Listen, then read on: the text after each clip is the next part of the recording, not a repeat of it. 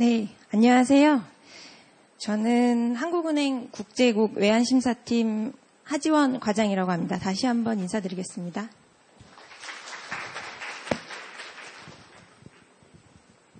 제가 오늘 말씀드릴 내용은 우리나라 외환거래 제도의 이해라고 해서 그 외환거래 제도 전반적인 외환거래에 관한 전반적인 제도적인 측면을 말씀을 드릴 건데요.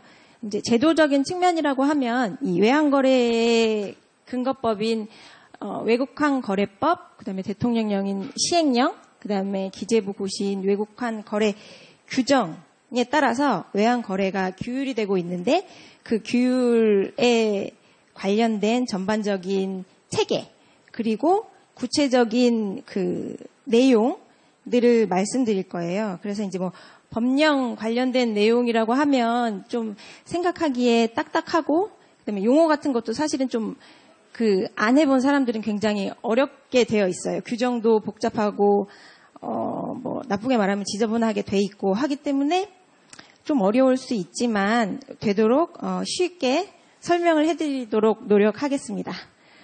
그리고 외환거래 제도라고 하면 사실은 뭐 그렇게 우리 실생활에서 동떨어진 내용은 아니거든요. 여러분들이 뭐 해외여행을 간다고 하셨을 때, 해외여행 가셨을 때 비행기에서 그 세관 신고하라고 이렇게 종이 한 장 주지 않습니까? 뭐 출국하거나 입국할 때 그래서 뭐 10,000불 넘는 달러와 갖고 들어오거나 가지고 나가면 10,000불이 넘으면 신고하라고 세관 신고하라고 그렇게 써 있잖아요.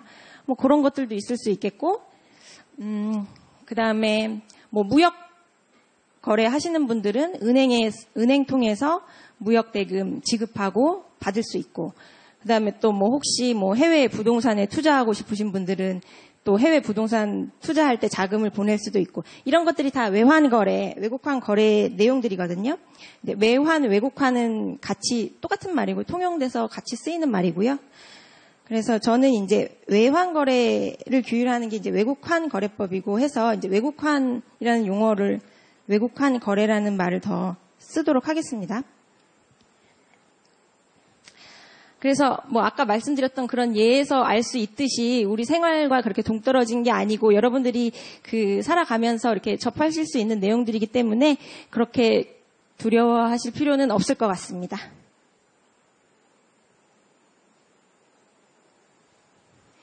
그러면 구체적인 설명에 앞서서 워밍업으로 이제 외국환이란 어떤 것인가 한번 볼 텐데요. 이 그림에서 외국환이 아닌 게 있습니다. 혹시 말씀하시죠? 네, 여기 보면 뭐 여기 세종대왕 얼굴도 보이고요. 여기 1,000원짜리도 있죠. 이거는 이제 외국환이 아니고 우리 법령에서 내국환이라고 하는데요. 외국환이라고 하면은 사실은 이제 통화를 달리하는 국가 간에 결제되는 결제 수단이고요. 내국환, 그러니까 우리나라 통화는 뭐 동남아 여행 가면 받기도 하는 나라들도 있어요, 사실. 그렇지만 뭐 무역거래 할 때 통용되는 화폐는 아니잖아요. 우리나라 원화가 국제화되어 있지 않기 때문에. 그래서 여기서 말하는 외국환은 아닌 걸로 그렇게 생각하시면 됩니다. 그러면 퀴즈를 하나 낼 텐데, 금은 외국환인가? 이게 지금 자료가 다 나가 있어서 답을 보실 수가 있을 텐데요. 금은 어떻게 보면 뭐 물품으로 생각할 수도 있고, 또 어떻게 보면 뭐 지급수단이 되지 않을까? 이렇게 생각할 수가 있는데요.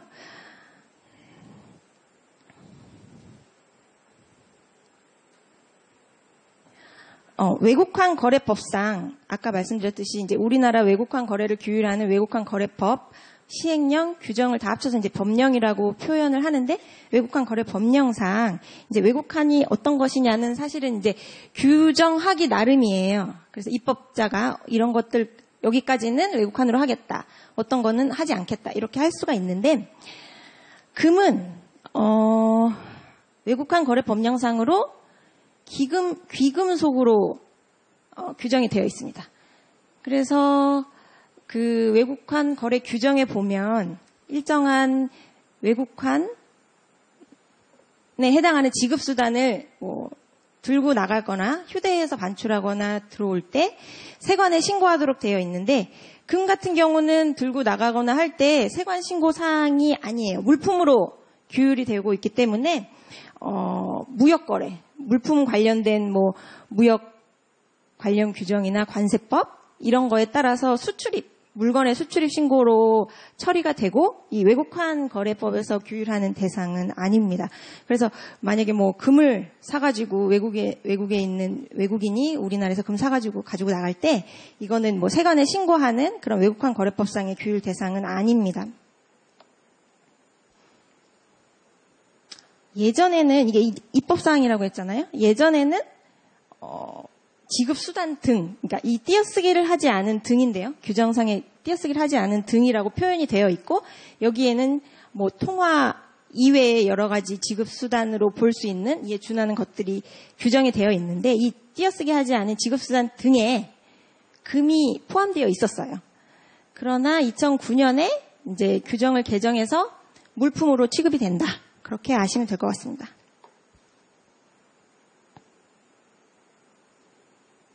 그러면 이 외국환을 대상으로 하는 외국환 거래란 어떤 거냐? 보면 이제 외국환 거래법의 목적을 보면 이 법은 외국환 거래와 그 밖의 대외 거래의 자유를 보장하고 시장 기능을 활성화해서 뭐 대외 거래의 원활함이 국제 수지 균형과 통화 가치 안정을 도모함으로써 국민 경제 건전한 발전에 이바점을 목적으로 한다. 이렇게 일단은 목적이 되어 있고요. 그다음에 외국환 거래 개념을 보면 말씀드렸듯이 통화를 달리하는 국가 간의 결제 수단인데 중요한 구체적인 대상이 어떤 것들이 있느냐 보시면 대외 지급 수단, 외국 통화 이런 것들이 있겠고요. 외화 증권, 외화 파생 상품, 외화 채권 이런 것들이 이제 외국환이고요. 그다음에 이런 외국환을 거래하는 것 이게 이제 외국환 거래인데 거래라고 하면 경제 주체들 사이에 행해지는 모든 양태의 교환 행위. 그러니까 이제 뭐 유상으로 대가가 있는 매매 이런 것도 뭐 대표적인 거래겠죠. 매매나 돈을 빌려주는 금전 대차나 이런 것들이 거래이고 또 무상으로 그러니까 외국 통화를 그냥 증여하는 경우들도 있어요. 대가가 없는 이런 것들도 외국환 거래에 다 들어갑니다.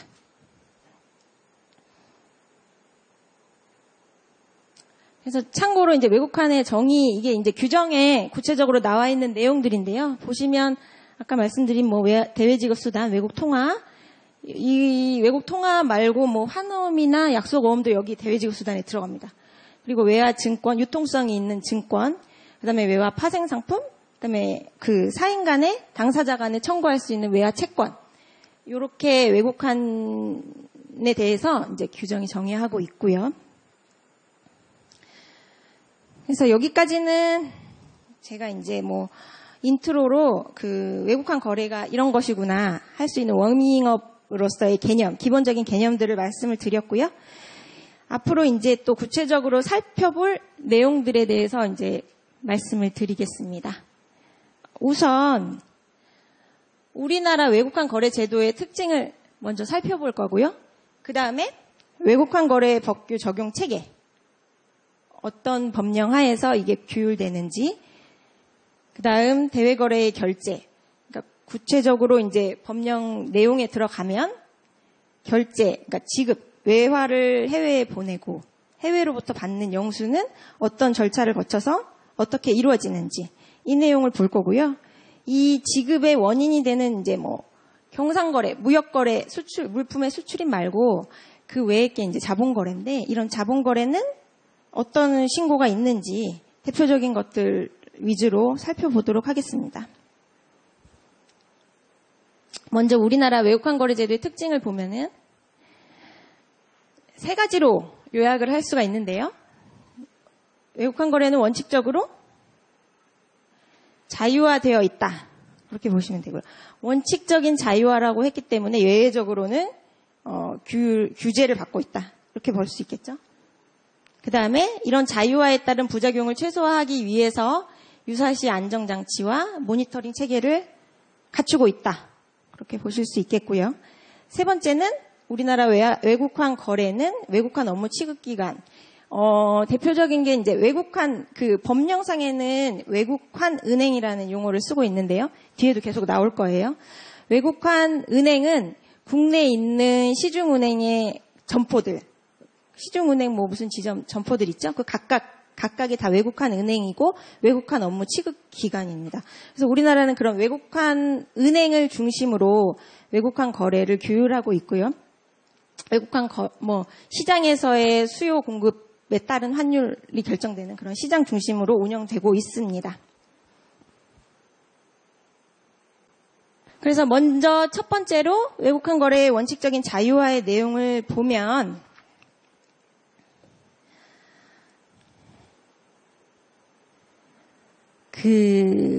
최초에 이제 외국환 거래를 규율하는 법이 이제 외국환 관리법이었어요. 1961년에 우리나라에 이제 외국환을 관리하기 위한 외국환 관리법이 있었는데 그때 당시에는 이제 경제 사정도 어렵고 우리나라가 뭐 전쟁 치른 지 얼마 안 됐기 때문에 외화도 부족한 상태였기 때문에 외환 거래는 원칙적으로 규제를 했고 대부분 다 관리를 이제 국가에서 관리를 하고 있었죠. 그리고 예외적으로 일정한 것만 허용이 되어 있었습니다. 이거를 이제 규제 행정에서는 파지티브 시스템이라고 표현하는데요. 들어보셨을 거예요. 그 규제 행정에서 파지티브 시스템이라고 하면 원칙적으로는 다 안 되는데 허용되는 것만 이렇게 열거해서 그 허용되는 것만 할 수 있게 한 게 이제 파지티브 시스템이고요. 이게 1999년 4월에 이제 외국환 용어도 이제 관리해서 거래로 아까 그 목적 조항에서 문구를 보셨겠지만 뭐 대외 거래 자유롭게 할 수 있는 거를 보장하고 뭐 이런 식으로 나왔잖아요. 그래서 좀 더 이제 규제를 완화하여 원칙적으로는 외국환 거래가 자유롭게 할 수 있는데 예외적으로 규제를 한다. 그래서 여기 용어로 행정 규제적인 용어로 네거티브 시스템이라고 하는데 다 되는데 안 되는 것만 이렇게 규정상에 정해놓은 거죠. 이게 이제 99년 당시의 상황을 보면 이제 우리나라 경제 규모도 커졌고, 그다음에 98년도에 OECD에도 가입을 했고, 그 민간 부분의 그 대외 거래가 급격히 증가했기 때문에 또 이제 뭐 OECD 가입으로 국제적인 위상도 높아졌기 때문에 좀 이제 규제 일변도에서 조금 완화해서 그냥 자유로운 거래를 할 수 있도록 하자 하는 취지에서 이제 외국환 거래법이 제정이 됐습니다. 그래서 이 외국환 거래법이 99년 이후로 계속 지금까지 이 맥락을 유지하면서 규제를 완화하는 그런 방향으로 계속 발전해 오고 있습니다. 그래서 여기서는 외국환 거래법에서는 금지되는 거래나 거래 금액엔 제한이 없다. 이 말은 이제 어떤 말이냐면은 경상거래, 그 대외무역법상의 그런 물품의 수출입, 그다음에 용역 제공하는 거 있잖아요. 용역 제공에 따른 대가를 주고받는 거. 이런 경상거래는 자유화되어 있어요. 여기서 자유화됐다는 거는 이제 외국환 거래법상 그런 물건 수출입하는 거에 대해서 특별히 뭐 신고나 뭐 할 게 없는 거고, 그 뭐 관세청에 뭐 신고하거나 수출 통관 절차 걸치는 거는 당연히 그 법에 따라서 해야 되는 거고, 외국환 거래 법령상으로는 뭐 특별히 할 게 없다는 의미이고요. 자본거래는 신고 후 거래하도록 원칙적으로 그러니까 신고만 하면 형식적인 요건을 갖춰서 서류들을 신고 기간에 제출을 하면 원칙적으로 자본거래는 자유롭게 할 수 있다. 그렇게 보시면 됩니다.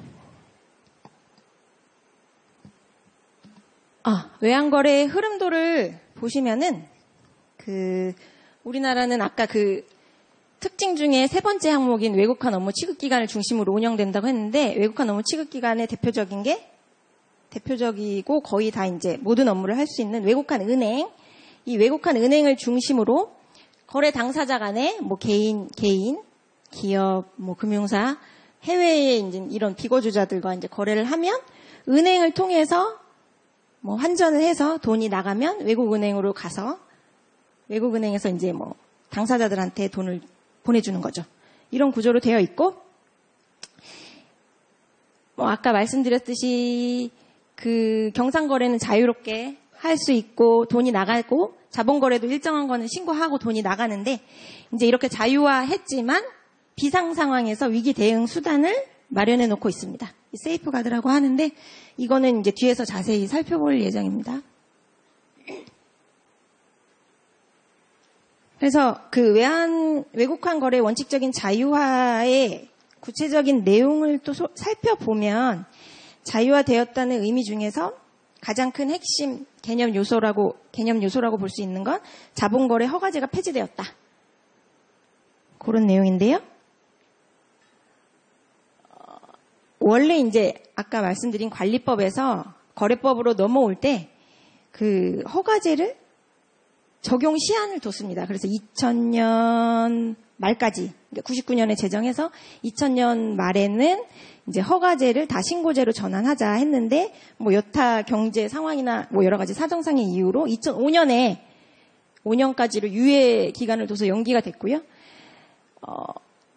신고제로 다 모두 전환된 거는, 일괄적으로 전환된 거는 2006년에 들어와서 자본거래가 허가제가 전면 폐지되고 신고제로 모두 전환되었습니다. 이 허가라는 말하고 신고라는 말의 그 강학상, 행정법상의 개념은 이제 허가는 원칙적으로 안 되는 거, 안 되는데 예외적으로 풀어주는 거. 그래서 뭐 카지노 같은 것도 이제 도박에 해당하기 때문에 원칙적으로 나라에서 허용 안 하는데 예외적으로 허가받은 카지노 업장은 할 수 있죠. 뭐 그런 식의 개념을 생각해 보시면 될 것 같아요. 그리고 허가 사항 같은 경우에는 이제 행정기관, 그 허가를 해주는 행정청이 실질적인 그 내용을 봅니다. 원칙적으로 안 되는 거기 때문에 실질적으로 내용을 보고 합리적이냐, 이 거래가 타당하느냐, 이런 것들을 보고 해줄 수도 있고 안 해줄 수도 있는 거고요. 신고 같은 경우는 형식적인 요건을 갖춰서 그 증빙 서류, 규정에서 정하고 있는 증빙 자료들, 이런 것들을 제출하면 신고를 하도록 되어 있습니다.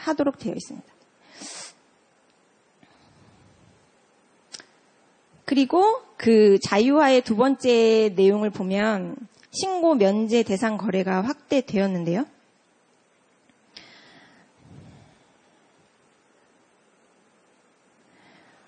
여기 밑에 써 있는 다음과 같은 외국환 거래는 신고 의무를 아예 이제 신고조차 하지 않아도 된다. 이렇게 정하고 있습니다. 그래서 외국환 업무 취급 기간. 그러니까 뭐 아까 말씀드렸던 은행, 이런 은행들이 외국환 업무로서 하는 거래는 신고를 안 해도 됩니다. 그래서 국내 시중 은행에서 외화 대출을 받는다거나, 뭐 은행이 외화 대출을 해준다거나 이런 것들은, 그러니까 그 취급 기간을 상대방으로 거래를 하는 경우는 신고를 안 해도 되는데, 그것들 중에서도 좀 더 살펴봐야 될 뭐 위험한 비정형화된 거래이다라고 하는 것들은 또 신고 사항으로 규정에 이제 세부적으로 또 정한 것들이 있습니다. 있긴 있지만 기본적으로는 외국환 업무 취급 기간이 업무로서 하는 거래는 신고를 안 해도 된다. 그리고 이제 한국은행의 외환 전산망이라고 있는데요. 그 외국환 은행들, 외국환 업무 취급 기간, 이런 은행들이 전산망과 연결이 되어 있어서 본인들이 해외에 이제 송금하고 하는 내용들을 이 전산망에 다 입력을 하도록 되어 있어요. 그래서 이 전산망을 통해서 모니터링이 가능한 것들은 비정형화되고, 그러니까 정형화되고 크게 뭐 외부의 외화 유출의 위험이 없는 것들, 이런 것들은 신고를 안 해도 되는 것으로 규정이 되어 있습니다. 불법, 탈법의 소지가 적은 거래, 실익이 적거나 없다고 판단되는 거래, 이런 것들은 이제 있고요. 이거는 이제 일반적인 표현, 일반적인 내용이고요. 이것들이 이제 아까 말씀드린 외국환 거래 규정, 기재부 고시에 구체적으로 어떤 거래는 신고하지 않아도 된다. 그 외에는 뭐 외국환 은행에 신고해라.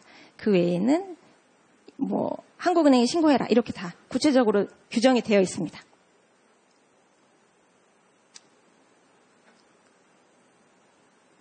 그래서 외국환 업무 취급 기간의 종류 및 업무 범위가 계속 확대됨에 따라서 여기 말씀드린 외국환 업무 취급 기간이 업무로서 하는 거는 신고를 안 해도 되는데, 이 외국환 거래 법령상에서 이 외국환 업무 취급 기간도 점점 늘려주고 있어요.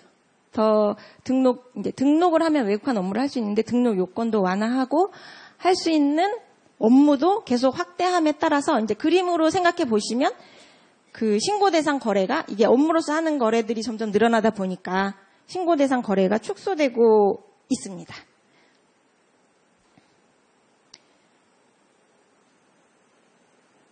그리고 자유화의 이제 또 하나의 개념 요소로 보면 신고 기간을 이제 한국은행에서 외국한 은행으로 점진적으로 했다라는 내용이 있는데요. 돈을 보내거나 신고를 하려고 하는 민원인의 입장에서는 아무래도 이제 한국은행보다는 가까운 점포, 동네에 가까운 점포가 있는 시중은행에 신고하는 게 훨씬 편하겠죠? 그래서 정형화된 것, 그리고 크게 위험하지 않은 거래들은 은행에, 예전에는 이제 한국은행 신고사항으로 이렇게 정해 놓았다가 은행 신고사항으로 점진적으로 이관을 시켰습니다. 그래서 이것도 자유화의 측면으로 볼 수 있겠죠. 그리고 일정한 한 20개 정도 되는 거래는 지정거래은행 제도라고 해서 예를 들어서 대표적인 게 유학생 송금 같은 게 있는데요. 유학간 자식한테 돈을 보낼 때 은행을 하나 정해서, 다른 은행은 안 되고요. 그 외국한 은행을 하나 정해서 그 지정거래 은행을 통해서 증빙자료, 유학 관련된 증빙자료를 제출하고 그 은행을 통해서 관리받으면서 계속 돈을 보내도록 하고 있고요. 그 지정거래 은행들은 이제 사후 관리도 하고 보고도 하고 한국은행에 그렇게 운영되고 있습니다. 참고로 이제 우리나라 외국한 거래 변천 추이를 보면 이제 이거는 구체적으로 다 아실 필요는 없고 전반적인 흐름만 보시면 되는데요.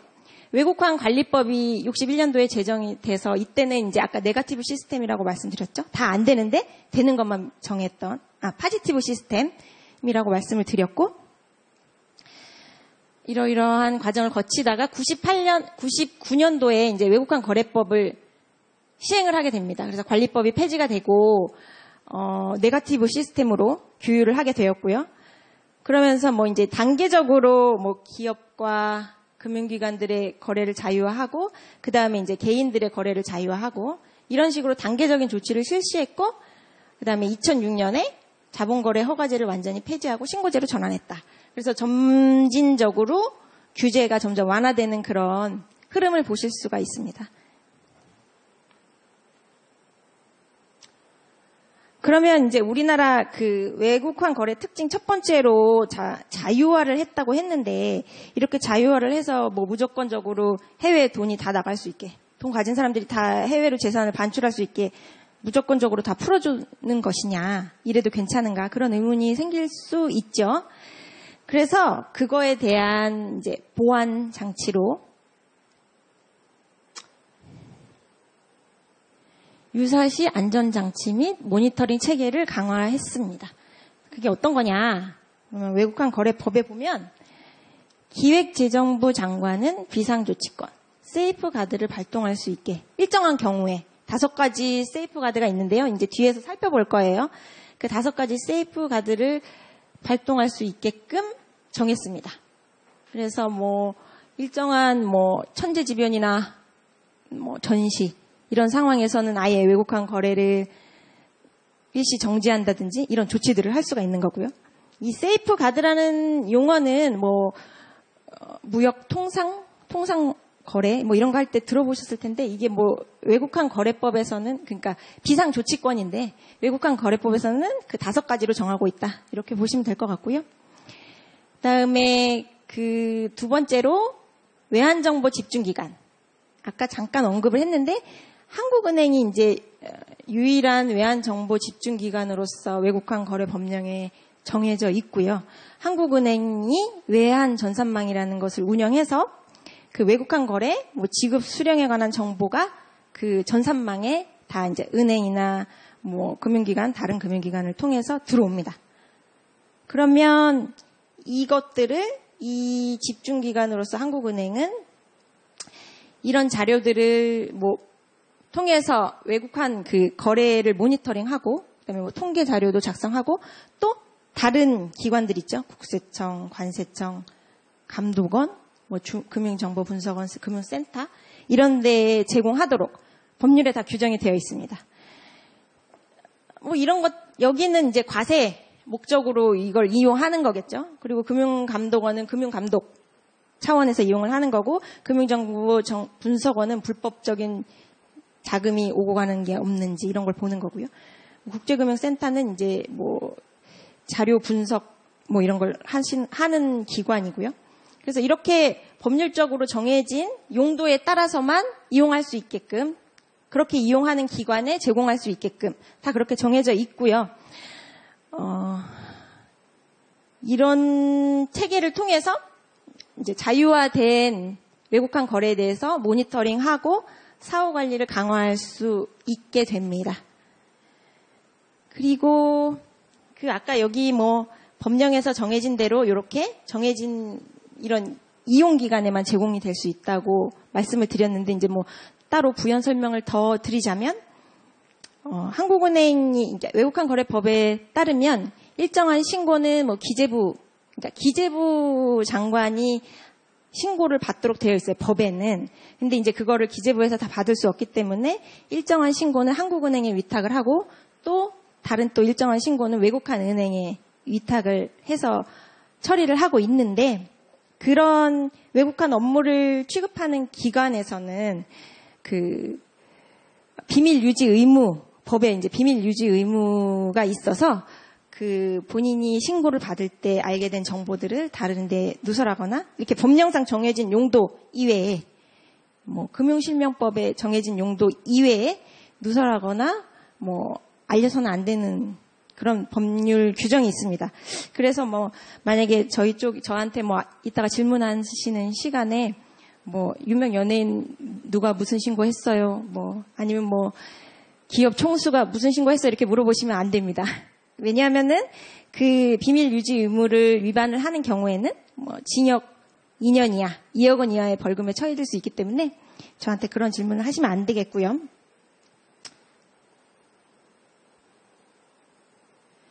그다음에 기획재정부 장관의 비상조치권에 대해서 구체적으로 좀 살펴보면 5가지 유형이 있어요. 5가지 유형이 있고, 카테고리를 이렇게 크게는 2가지로 나누어 볼 수 있습니다. 그래서 먼저 시행 요건에는 뭐 천재지변, 전시사변, 뭐 큰 지진이 난다거나 큰 자연재해가 발생한다거나 뭐 전시사변, 그다음에 국내외 경제 사정의 중대하고 급격한 변동, 기타 이에 준하는 사태가 발생했을 때 기재부 장관은 요런 3가지 일정한 대외 결제나 거래를 일시 정지시킬 수 있고요. 우리나라에 이제 외환이 밖으로 못 나가게 하는 거죠. 그리고 외환을 집중하는 거예요. 지급수단 같은 경우에는 다 뭐 한국은행이나 뭐 정부기관에 다 예치해라, 이런 조치를 발동할 수도 있고요. 그 다음에 대외 채권 회수 의무. 해외에 있는 비거주자한테 갖고 있는 채권은 내가 이제 빌려준 돈 뭐 채권이 있다고 하면 그거 다 회수해라, 이런 조치를 발동할 수 있습니다. 그리고 요런 시행 요건에 여기까지는 미치지 못하지만 국제 수지나 국제 금융상 심각한 어려움에 처할 경우, 우려가 있는 경우, 그다음에 뭐 자본 이동으로 인해 통화 정책, 환율 정책, 기타 거시 경제 정책을 수행하는데 심각한 지장을 주거나 그럴 우려가 있는 경우에는, 아까 말씀드렸는데 자본거래 허가제는 다 폐지됐다고 그랬잖아요. 근데 이제 이런 위급한 상황일 때에는 자본거래를 다 사전에 허가를 받아서 하도록 조치를 취할 수 있고요. 일정한 자본거래에는 그중에 뭐 예를 들어 뭐 10% 정도는, 그 금액의 10% 정도는 어디다가 예치해라, 한국은행 내지는 뭐 은행에 예치하고 있어라, 이런 가변 예치 의무제를 둘 수 있습니다. 이런 것들은 법에 보면 한시적으로만 6개월 내로만 할 수 있는 거고요. 혹시 이런 게 발동되었다, 뭐 기사나 뉴스를 접해보신 경우가 있으신가요? 없으실 거예요, 아마. 이것들은 이제 이런 사태는 발생하지 말아야겠죠. 아직까지는 한 번도 발동된 적은 없고요. 일단은 이제 비상조치권으로서 이런 게 존재하고 있다, 이렇게 알고 계시면 될 것 같습니다.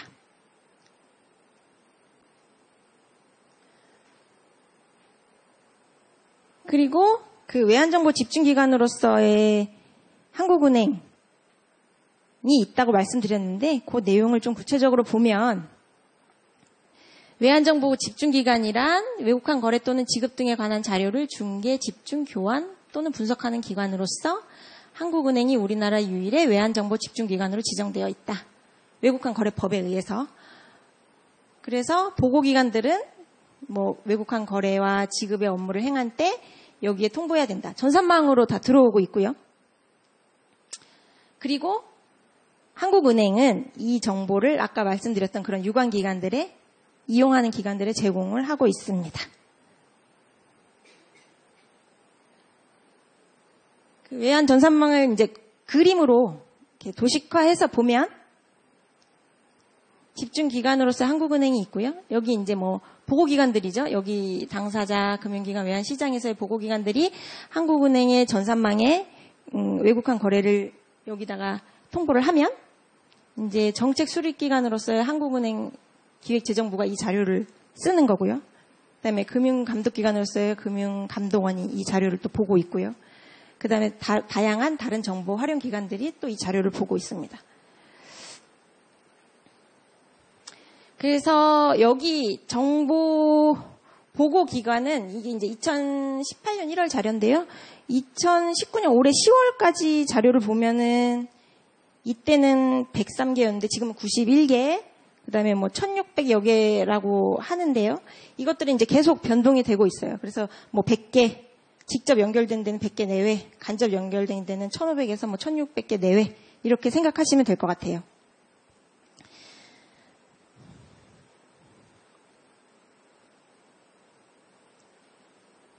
그리고 우리나라 외국환 거래제도의 특징, 아까 뭐 자유화됐다는 거 첫 번째 특징하고 두 번째는 유사시 안전장치 및 모니터링 체계를 강화했다는 두 번째 특징 외에 마지막으로 외국환 업무 취급기관 및 시장 중심으로 운영되고 있다. 이게 이제 세 번째 특징이 되겠는데요. 외국환 업무 취급기관이 점진적으로 확대되는 이제 취급기관 중심으로 운영될 뿐더러 점진적으로 취급기관들이 늘어나고 있습니다. 뭐 대표적인 늘어나고 있습니다. 그리고 뒤에서 더 자세히 설명을 드릴게요. 그리고 취급기관의 외국환 업무도 확대되고 있고요. 이 외국환 업무 취급기관의 외국환 업무는 신고할 필요 없이 할 수 있다고 했죠. 그리고 외국환 관리 권한, 그 행정권의 일부를 외국환 업무 취급기관에 위탁했다. 그래서 한국은행의, 그러니까 법에서는 다 이제 기획재정부 장관이 신고를 받도록 한다. 이렇게 규정이 되어 있는데, 뭐 시행령과 규정을 통해서 합으로 한국은행에는 이제 위탁, 다른 대등한 하위 기관이 아니니까 위탁을 했고, 그 다음에 감독 권한은 금융위 금감원에 위탁을 했고요. 그 다음에 뭐 지급수단 수출입은 그 하부 기관인 세관, 관세청에 위임을 했고요. 그 다음에 뭐 또 일정한 신고 같은 경우는 외국환 은행에 위탁을 했고요. 뭐 그렇게 운영이 되고 있습니다. 그래서 여기 이거는 이제 한국은행이 이걸 위탁을 받아서 신고를 받는 업무는 사실 정부의 업무로서 우리가 위탁을 받아서 하는 거고요. 한국은행이 고유한 외국환 업무는 한국은행법에 규정이 되어 있습니다. 그래서 외환 보유액을 운영한다든지 외환 정책을 수립하는 거를 보면 외국환 거래법에는 이제 기재부 장관이 한다고 주체가 되어 있는데 하는 법에 보면 한국은행법에는 한국은행이 그러니까 외국환 기재부에서 외환 정책을 수립할 때 한국은행과 협의하여야 한다 이렇게 되어 있어요. 그래서 그거는 이제 한국은행이 중앙은행으로서의 하는 외환 관련된 업무이고 여기서 말하는 이 권한을 일부 위탁받아서 하는 거는 기재부 장관의 행정 권한을 위탁받아서 하는 다른 업무이다. 이렇게 보시면 될 것 같습니다. 그리고 환율은 외환시장에서 외환 수급에 따라 결정되도록 유도하고 있다. 이런 내용이고요. 그래서 외국환 업무 취급기관 중심으로 외환시장이 운영되고 있는데 외국환 업무 취급기관은 그러면 어떻게 외국환 업무 취급기관이 될 수 있느냐. 이걸 보면 기획재정부 장관에게 등록을 하면 돼요. 근데 이제 이 등록이라는 게 사실은 이제 그렇게 쉬운 건 아니고요. 이런 요건들을 갖추고 있어야 돼요. 그래서 자본은 이제 금융감독원이 재무 구조가 적정한지 그 나름의 기준이 정해져 있는데 그거에 따라서 보고 확인을 하고 그다음에 시설 하는 금융망에 외환정보 집중기관으로서의 하는 금융망에 연결이 되어 있어야 되고요. 이거 한국은행이 확인하겠죠.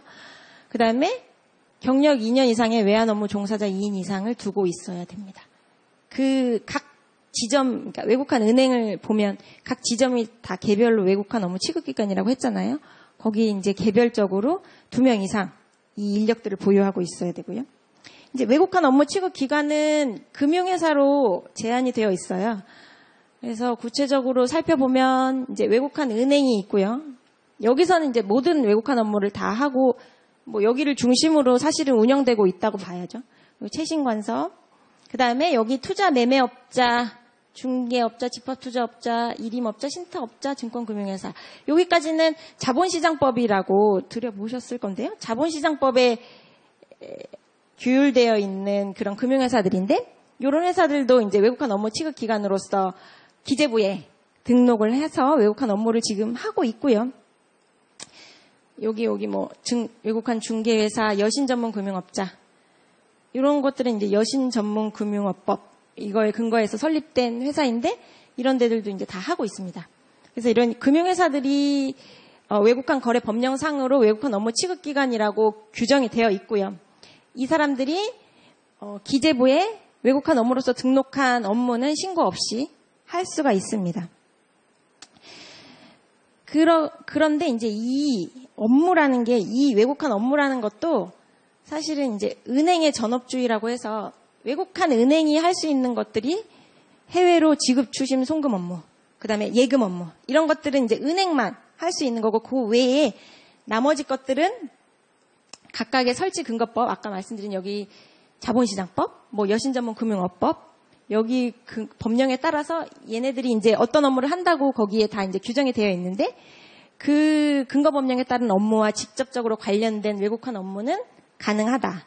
그래서 이제 외국한 업무를 정하는 형식도 네거티브 시스템으로 되어 있습니다. 근데 이제 이게 최근에 바뀐 거예요. 이 외국한 업무 범위 같은 경우는 그 2006년 그 허가제 폐지된 이후에도 파지티브 시스템으로 규율이 되어 있었어요. 16년 이전에는. 그래서 그 외국한 거래 법령에 각 기관별로 뭐 매매업자, 증권회사들이잖아요. 중개업자 이런 애들은 어떤 외국한 업무를 할 수 있다고 나열돼 있었어요. 그것만 할 수 있었어요. 그리고 뭐 신탁업자는 뭐만 할 수 있다 이렇게 되어 있었는데 이제 16년에 이것도 이제 네거티브 시스템으로 바뀌어서 외국한 업무 취급기관의 업무 범위도 그냥 근거법에 따라서 할 수 있는 업무, 외국한과 관련된 업무는 다 할 수 있다.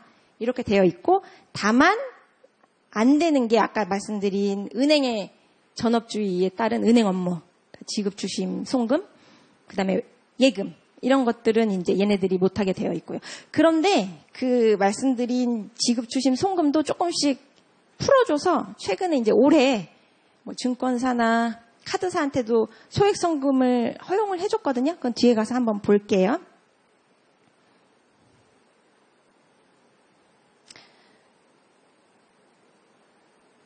그래서 이제 외국한 은행에 대해서 한번 살펴보면 외국한 은행이라 함은 외국한 업무를 영위하는 은행의 국내 영업소로서 외국한 업무 취급기관 중 업무 범위가 가장 넓다.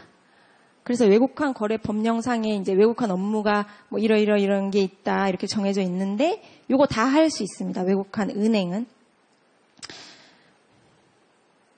그리고 여기 이제 말씀드렸듯이 대한민국과 외국 간의 지급, 추심, 수령, 외화, 예금 이런 것들은 독점적으로 이게 거의라는 말은 이제 올해부터 유효하게 제가 이제 거의라고 넣었는데 예전에 이제 올해 19년 이전에는 그냥 은행만 했어요. 이 지급, 추심, 수령하고 예금을. 근데 이제 이거 조금씩 그 업권 간 칸막이 완화라고 해서 기재부에서 조금씩 풀어주고 있거든요. 그래서 이거는 거의 독점적으로 영위하고 있다. 그렇게 보시면 되고요.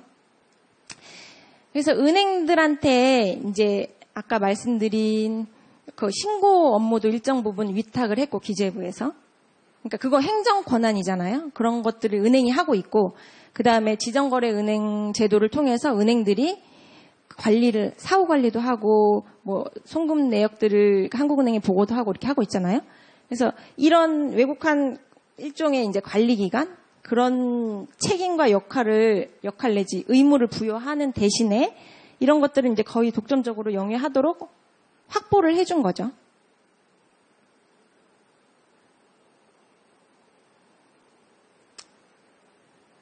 그리고 이 외국한 업무 취급 기관은 금융회사들인데, 이런 금융회사들 말고 그냥 2017년도에 전문 외국한 업무 취급업자 제도라는 것을 두어서요. 그러니까 금융회사는 아니지만 일정 부분의 외국한 업무, 그 일정 업무만 할 수 있는 그 취급업자, 그러니까 등록을 해서 취급업자로 등록을 하면 그런 업무를 할 수 있는 제도를 도입을 했습니다. 그래서 소액 해외 송금업자. 이 사람들은 그냥 소액으로 해외에 송금할 수 있는 거, 그것만 할 수 있는 거예요. 환전 영업자. 남대문에 가면 환전상들 있죠. 그리고 호텔에도 다 환전 영업 등록하고 하는 건데, 카지노도 환전 영업 할 수 있고, 이런 환전 주고 파는 거. 그러니까 대외 지급 수단을 매매할 수 있는 그런 업무만 할 수 있는 거. 그다음에 전자지급 결제 대행할 수 있는 거. 이런 것들만 등록을 해서 할 수 있는 전문 외국한 취급업자 제도를 도입을 했어요. 그래서 이제 외국한 업무의 범위가 점점 확대되고 완화되고 있다고 했는데, 규제가 완화되고 있다고 했는데, 이것도 이제 그런 취지에서 볼 수 있겠죠. 요거 환전 영업자나 전자지급 결제 대행업자는 17년 이전에도 있었는데, 이제 소액 해외 송금업자가 17년도에 들어오면서 요러한 사람들을 묶어서 전문 외국한 업무 취급업자라고 이렇게 따로 부르게 되었습니다.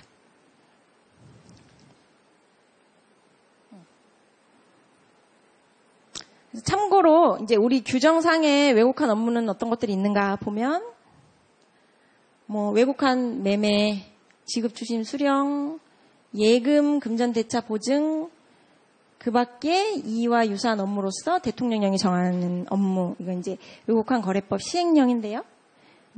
증권, 채권 매매, 파생 거래, 시설 대요, 그 밖에 여기에 딸린 부수적인 업무, 요런 게 있고요. 요거는 이제 아까 말씀드렸듯이 외국한 은행은 다 할 수가 있습니다.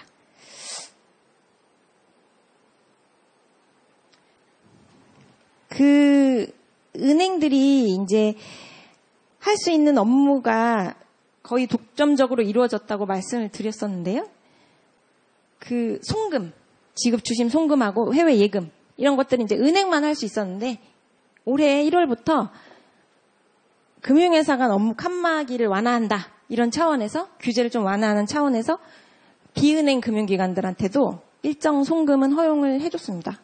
그래서 증권사와 카드사의 소액 송금이 허용이 되었습니다. 건당 3,000불, 연간 3만 불에서 또 5월 달에는 한도를 더 늘려줬어요. 그리고 저축은행 같은 경우도 소액 송금이 허용이 되었고, 새마을금고 중앙회, 신용협동조합중앙회도 해외 직불카드 관련된 외국한 업무, 이런 것들을 할 수 있도록 해서 점점 외국한 업무 취급 기간도 늘려갈 뿐더러 외국한 업무 취급 범위도 늘려가고 있습니다.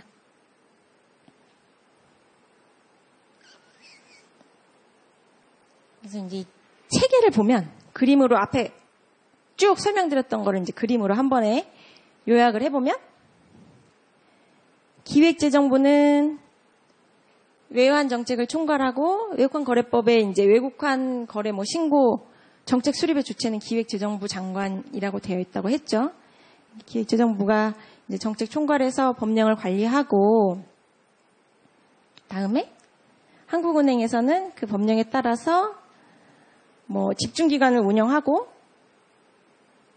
그 다음에 외환 보유액 운영이나 외환시장 운영은 사실은 한은법에 고유한 한국은행의 중앙은행으로서의 업무이고요. 이런 것들은 이제 외국한 거래법에 따른 업무이고요. 금융감독위원회와 감독원은 외환 업무에 대한 감독 및 검사를 하고 있습니다. 그리고 관세청은 이제 지급수단 수출입 신고, 아까 서두에 강의 서두에 말씀드렸듯이 세관 신고하라고 했잖아요. 10,000불 넘는 거 출국하고 입국할 때 가지고 나갈 때, 그게 관세청에서 하는 거예요. 지급수단 들고 나가는 거, 수출입, 휴대 수출입 관세청에서 하는 거고, 환전 영업자, 감독도 하고 있고, 뭐 수출입 거래 이런 거 관리하고 있고요. 그리고 뭐 국세청, 금융정보분석원, 국세청은 당연히 과세 관련된 업무를 하고 있고, 외국한 은행은 외국한 업무, 아까 말씀드린 그 업무를 다 하는데 대외지급 영수를 하면서 신고도 받고 그 한국은행 전산망에 보고도 하고 이렇게 하고 있습니다. 국제금융센터는 뭐 외환거래 지급 등에 관한 자료를 분석하고 있고요. 그래서 이런 것들이 그 한국은행 외환정보 집중기관인 한국은행이 외환 전산망을 운영하면서 여기에다가 정보를 다 제공을 해주고 있고요. 그리고 기획재정부는 그 일정한 외환 신고 업무를 여기 한국은행하고 외국한 은행에 위탁을 하고, 뭐 관세청에도 위임을 하고, 그 다음에 금융감독원은 이러한 금융기관에 대해서 외환거래에 대해서 감독을 하고 있다. 그렇게 일목요연하게 한 번에 생각하실 수 있을 것 같습니다. 그러면 두 번째 파트로 우리나라 외국환 거래 법규 적용 체계를 볼 텐데요. 이거 앞에서 설명을 간략하게 조금씩 설명하면서 조금 들어갔어요. 그래서 보시면 쉽게 아실 수 있을 텐데, 일단 외국환 거래 법이 있고요.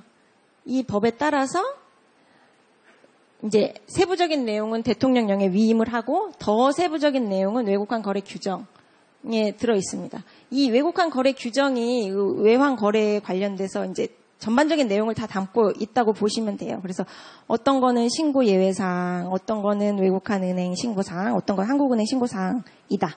뭐 이런 식으로 되어 있고요. 이제 한국은행은 이런 외국환 거래 규정에 따른 업무를 하면서 필요한 사항은 이제 한국은행 내부 규정으로 정해놨고, 뭐 금융위 같은 경우는 금융기관 외환거래 감독하면서 이제 자기네들 내부 규정을 정해놨고, 은행연합회 같은 경우는 이제 은행들도 외국환 업무를 하잖아요. 신고를 받고 하잖아요. 그거에 따른 내용들을 이제 지침으로 정해서 은행들에 뿌려줍니다. 그래서 외국환 거래 업무 취급 지침. 이제 은행들은 요걸 보고 업무를 처리하게 되는 거고요. 그 다음에 또 이제 그 외에 관련 법규를 보면, 무역과 관련된 거래는 대외무역법 이런 재규정에 따라서 이루어지는 거고요. 외국인 투자 촉진법이라고 해서, 이 외국환 거래법에서는 그 국내 뭐 대금 지급 영수, 그 다음에 자본거래에 대해서 규율을 하고 있는데, 그 국내 거주자가 해외에 법인을 설립하거나 10% 이상 지분 취득하는 경우는 직접 투자라고 해서 외국환 거래법에서 규율을 하고 있어요. 근데 거꾸로 외국인이 우리나라에 법인 세우고 외국인이 우리나라에 들어오고 외투 기업들이라고 그런 용어 들어보셨을 거예요. 그런 것들은 외국환 거래법은 아니고, 이 사람들은 이제 좀 규제를 완화해서 뭐 송금이라든지 배당금 같은 거 쉽게 가져갈 수 있도록 외국인 투자 촉진법을 두고 있습니다. 그래서 이런 것들은 외국인 투자 촉진법상에 규율이 되어 있어요. 그래서 외국인들이 뭐 10% 이상 국내 법인의 지분을 취득한다든지 뭐 법인을 설립한다든지 이런 것들은 외국인 투자 촉진법상에 외투 신고를 하시는 거고, 10%가 안 되는 지분을 갖는 거는 여기로 또 다시 가요. 외국환 거래법으로. 그렇게 규율이 되고 있습니다. 그리고 그 외에 뭐 자본시장법, 한국은행법, 한미행정협정 등이 있는데, 자본시장법 같은 경우는 아까 외국환 업무 취급 기간, 그 금융회사들 중에 증권사들 있죠. 투자 매매업자, 중개업자, 뭐 집합투자업자 이런 것들은 자본시장법이 규율을 하고 있는데, 여기에 근거해서 이제 그런 사람들이 있는 거고, 또 이제 자본시장법에 뭐 파생상품이나 증권들 정의하고 있는데, 그런 것들은 외국환 거래법에서 자본시장법을 따른다 이렇게 되어 있어요. 그리고 뭐 한국은행법은 이제 한국은행의 업무에 관해서 규율을 하고 있고, 한미행정협정은 뭐가 있을까요? 한미행정협정은 그 외국환 거래에 이제 법령상의 이제 기본적인 개념으로 행위 주체를 말할 때 거주자, 비거주자라고 있는데, 그 우리나라에 있는 주한미군들은 거주자일까요? 비거주자일까요? 한미행정협정에 따르면 비거주자예요. 우리나라에 있지만 이제 뭐 취해법권이 미치는 그 외국인, 그러니까 해외에 있는 사람들처럼 취급을 하는 거죠. 주한미군 같은 게. 그래서 이제 뭐 이런 것들이 같이 외국환 거래법을 볼 때 고려를 해야 하는 법령들이고요.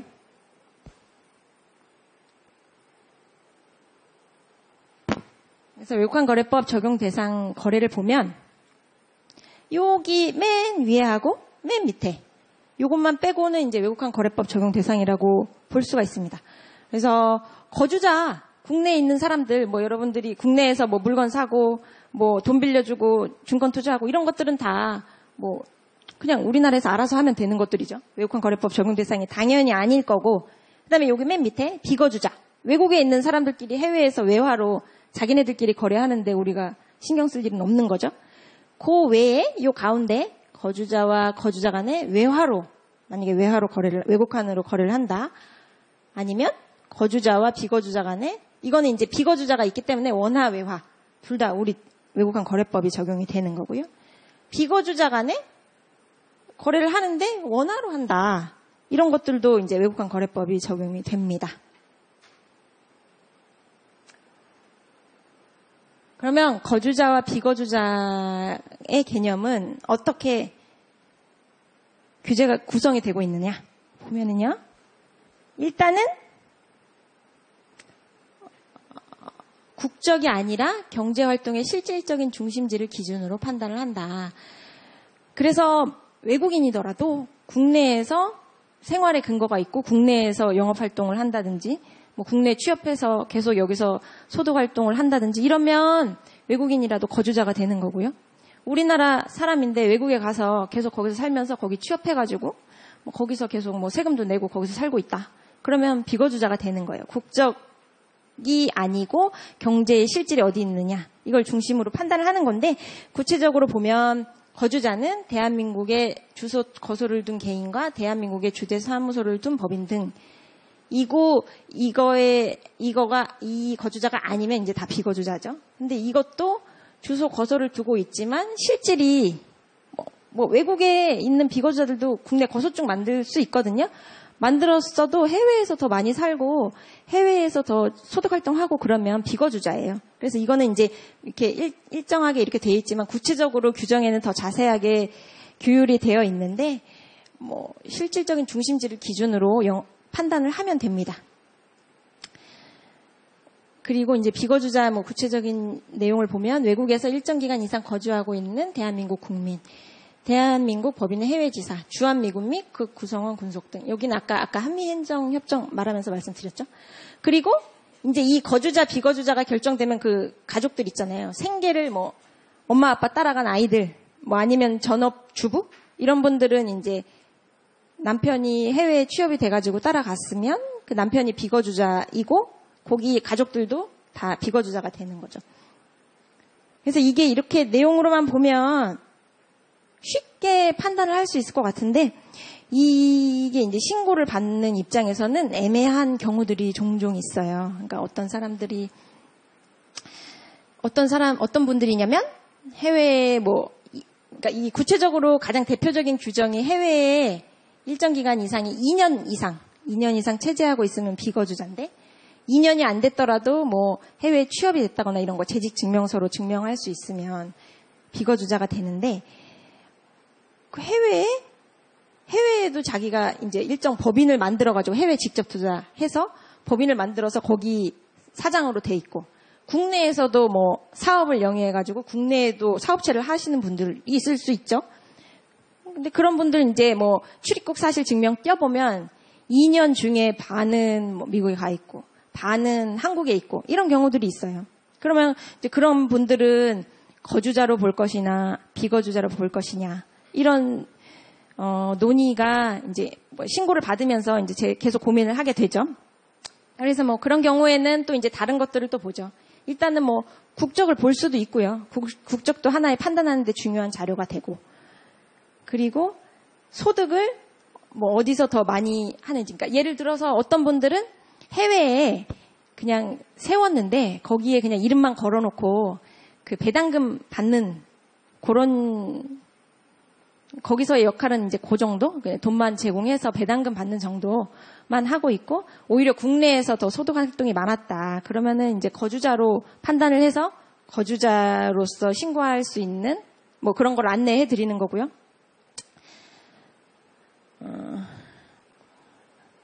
아니면 뭐 그렇습니다. 그래서 이게 실무적으로 들어가면 사실은 이제 판단하기 어려운 문제들이 발생을 하는데 그때그때 상황에 따라서 케이스 바이 케이스로 종합적으로 판단을 하게 된다. 이런 경우들이 있고요.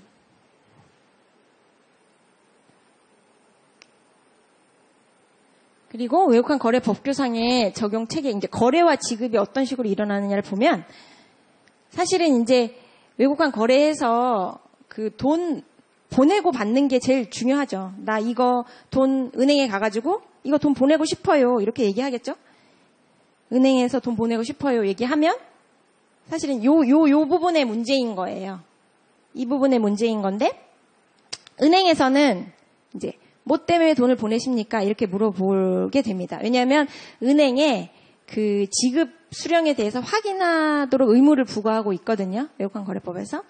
그래서 그 원인을 보면 뭐 수출, 수입을 해서 외국에 있는 비거주자로부터 내가 수입을 해서 그 돈 보내는 거다 하면은 이 경상거래는 자유화되었다고 했죠. 그래서 이 경상거래에 대해서는 외국환 거래법상 신고가 필요 없고 뭐 수출 관련된 뭐 통관 절차 밟는 거는 별개로 하고 경상거래 신고는 필요 없고 그냥 은행에 증빙 서류 있죠? 계약서 같은 거 제공해가지고 돈 보내주면 돼요.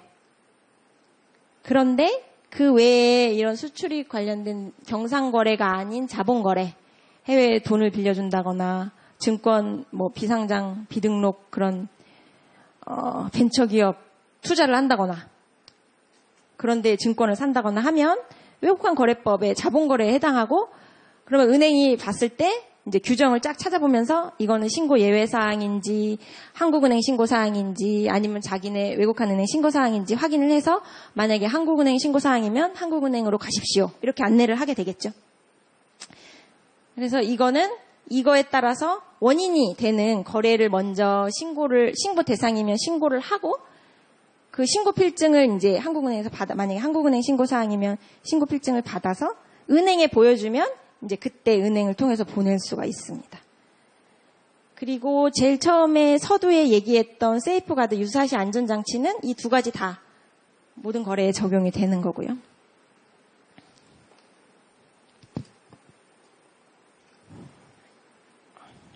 뭐 이제 뒷부분으로 이제 달려가고 있는데요. 여기는 지금까지는 뭐 여기 1번하고 2번은 우리나라 외국환 거래 제도의 전반적인 틀, 규제 체계 이런 거를 봤다면 여기 3번하고 4번은 구체적으로 아까 말씀드린 그 규정상에 어떤 식으로 지급 영수할 때 어떻게 처리해야 되는지 자본거래 신고할 때 어떻게 해야 되는지 그런 내용들을 좀 대표적인 것들 위주로 살펴보겠습니다. 그래서 우선 먼저 대외 거래의 결제, 지급 영수 이 부분을 볼 건데요. 요게 어떤 거냐면 아까 여기에 해당하는 거. 여기에 해당하는 겁니다.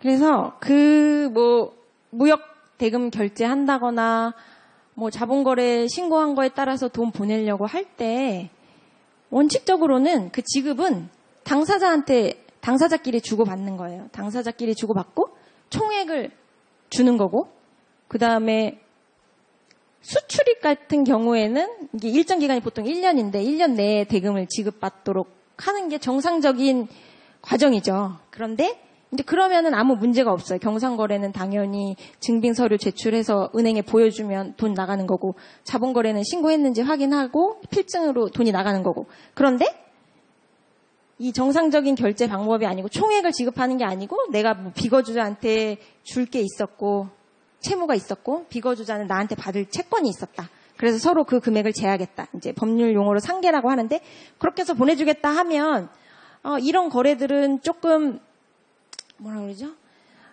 다른 뭐 의도가 있거나 아니면 다른 의미가 있는 게 아닌지 한번 살펴볼 필요가 있겠죠. 상계 같은 경우도 그렇고 이 당사자가 아닌 내가 A라는 거주자가 해외 비거주자랑 계약을 체결했는데 B한테 당연히 돈을 보내야 되잖아요. 근데 다른 C한테 보내라, B가. 당사자가 아닌. 그렇게 하면 이제 3자 지급이라고 하는데 이런 것들도 살펴봐야겠죠. 이 뜬금없이 갑자기 왜 제3자가 돈을 받지? 하면서 보게 되는 거죠. 그리고 수출입, 이거는 이제 자본거래 아니고 수출입 관련돼서 일정 기간 내에 지급을 하는데, 그러니까 수입을, 물건을 받기로 하는 이제 수입 계약을 체결했는데, 내가 1년 후에, 그러니까 돈은 먼저 보내주고, 물건은 1년 후에 받는 거예요. 그러면은 일반적인 거는 아니잖아요. 그래서 그런 것들도 이제 살펴보게 되는 거죠. 그리고 은행을 통해서 다 송금하도록, 그러니까 외국한 은행을 중심으로 운영이 되고 있는데, 은행을 통하지 않고 직접 뭐, 선상에서 내가 뭘 사고 그 선상에서 돈을 주겠다. 직접 가가지고 뭐 이런 식의 외국한 은행을 통하지 않은 지급. 이런 것들은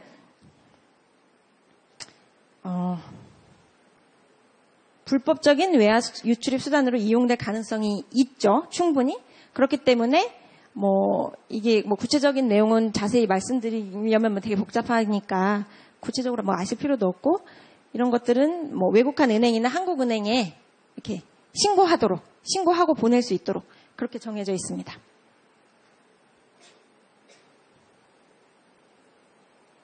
그리고 참고로 이제 세관을 통해서 직접 출국할 때 아니면 입국할 때 돈 들고 지급수단 들고 휴대해서 왔다 갔다 하는 거는 세관에 신고하도록 되어 있고요.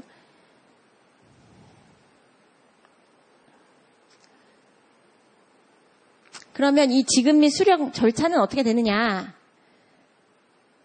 일단 은행에 가서 5,000불이 넘는 거, 5,000불이면 500만 원 조금 넘을까요? 5,000불이 넘는 금액을 지급하는 경우에는 그 은행에 지급 등의 사유와 금액을 입증하는 서류를 제출해야 됩니다. 그래서 지급 등을 하기 전에 신고 의무들을 이행하라고 되어 있고요. 근데 이제 일반인들이 이 규정에 따라서 뭐는 신고하고 이건 알기 어렵잖아요. 그래서 아까 말씀드린 대로 은행에 확인 의무를 부여하고 있습니다. 그래서 은행들이 이제 저 이거 돈 보내고 싶어요. 5,000불 넘는 6,000불, 10,000불 보내고 싶어요. 이렇게 갖고 오면 뭐 때문에 보내시는 거죠? 이렇게 물어보겠죠. 그래서 이제 보내는 거는 5,000불 초과하는 지급. 해외로부터 돈을 빌려서 받을 수도 있잖아요. 근데 외국환 거래 법령은 전체적인 스탠스를 보면 보내는 거는 좀 엄격하게, 국내에서 돈이 나가니까 들어오는 거는 좀 완화해서 보고 있습니다. 그래서 건당 미화 5,000불을 초과하는 지급, 그 다음에 미화 5만 불, 동일자 동일인 기준 5만 불을 초과해서 들어오는 돈, 이거는 외국환 은행에서 이제 확인을 해야 돼요. 외국환 거래 신고 등의 대상인지. 그래서 은행에서는 제출받은 증빙 서류에다가 일자 금액 및 은행명 표시한 다음에 이렇게 돌려주고 그다음에 송금을 해주고 이렇게 처리를 하고 있습니다. 그래서 여러분들이 생활에 밀접하게 볼 수 있는 거가 하여튼 대표적인 주요 지급 예시들을 보면 이제 은행에서 여행 경비, 이주비, 국내 재외동포 국내 재산 반출 절차 이런 걸 통해서 해외로 돈을 보낼 수가 있는데요. 이것들은 뒤에서 하나하나 살펴보겠습니다. 일단 해외여행 경비라고 하면 그 일반적으로 생각하는 해외여행 경비보다 외국환 거래 법령상의 경비가 훨씬 범위가 넓고 포괄적입니다. 그래서 여기에는 유학생 경비가 들어가고요. 그다음에 해외 체제자 경비, 그다음에 이게 이제 일반적으로 생각하는 우리 여행 갈 때 환전해 갖고 가는 거, 이게 이제 일반 해외 여행 경비고요. 해외 유학생 경비는 외국에서 유학 가는 거죠. 현지에서 생활하기 위해서 필요한 경비. 해외 체제자 경비는 해외로 장기간 출장 또는 파견 나간 경우, 해외 주재원으로 나간다거나 업무 연수를 6개월 이상 간다거나 6개월 미만은 여기 유학생 경비로 될 것 같고요. 그다음에 이제 그런 주재원으로 나가시는 분들은 이것들은 아까 말씀드린 지정거래 외국환 은행을 정해서 그 은행을 통해서 유학생인 입학 허가서라든지 이런 것들 증빙 자료를 내고 돈을 보낼 수 있어요. 은행에서 그 은행을 통해서만 지정거래 왜곡한 은행이기 때문에 거기 은행을 통해서만 돈을 계속 보낼 수 있어요. 근데 이제 지정거래 왜곡한 은행도 바꿀 수 있어요. 지정거래 신청서를 뭐 내가 이 점포에서 하는 게 좀 불편하다 하면 다른 은행으로 바꿀 수 있어요. 어쨌든 지정거래 은행을 정해서 유학생 경비나 해외 체제자 경비를 보낼 수 있고 해외 유학생 경비는 유학사실 입증 서류 등을 제출해서 은행을 통해서 송금하면 되고 뭐 체제자 경비도 마찬가지로 이런 출장 파견 증명서를 통해서 송금을 하면 되고 일반 해외여행 경비는 뭐 금액에 제한 없이 할 수 있고 다만 들고 나갈 때 10,000불이 넘으면 세관 신고하도록 되어 있죠.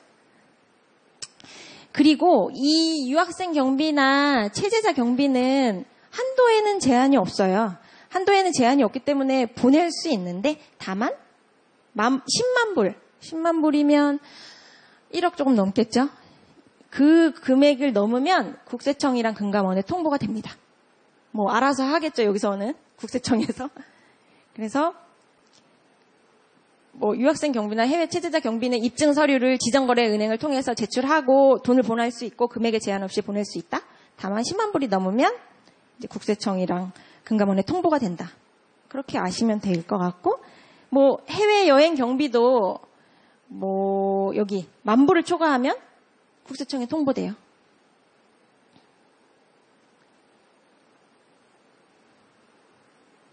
그리고 이제 해외 여행 경비 말고 해외 이주비라는 것이 있는데요. 해외 이주비는 해외 이주법에 따라서 이민 가시는 분들 있잖아요. 영주권에 준하는 뭐 은퇴 비자, 투자 이민 비자 이런 거 받아가지고 해외에 가시는 분들 있죠. 이때 이런 분들이 해외 이주를 하려고 할 때 보내는 돈, 이것도 이제 지정거래 은행을 통해서 본인의 그 이주비를 보낼 수 있어요. 보낼 수 있고, 국내에서 이제 해외로 나가는 경우에는 외교통상부에서 발행하는 뭐 해외 이주 확인서? 뭐 이런 게 발급이 되는데, 그런 거 발급받은 날로부터 3년 이내에는 다 보낼 수 있고요. 그게 아직 안 나왔으면 더 연장을 할 수도 있어요. 3년 기간을. 그래서 이제 해외 이주비를 보낼 수 있고, 해외 이주법에 따라서 해외 이주가 완료된 사람들 있죠? 영주권자나 시민권을 취득한 사람들. 영주권자는 국적이 한국 사람이에요. 국민인 비거주자. 해외 나가면 이제 국민인 비거주자가 될 텐데 한국 사람이고, 이 시민권을 취득하면 외국인이 되는 거죠. 외국인. 이런 분들은 이제 왜곡한 거래 법령에서 제외동포라고 하는데, 이분들도 이제 해외에 나갔으니까 본인이 국내에 갖고 있던 재산들을 가지고 나가고 싶으실 거 아니에요? 그러면 본인 재산이라고 입증되는 건 다 가지고 나갈 수 있어요.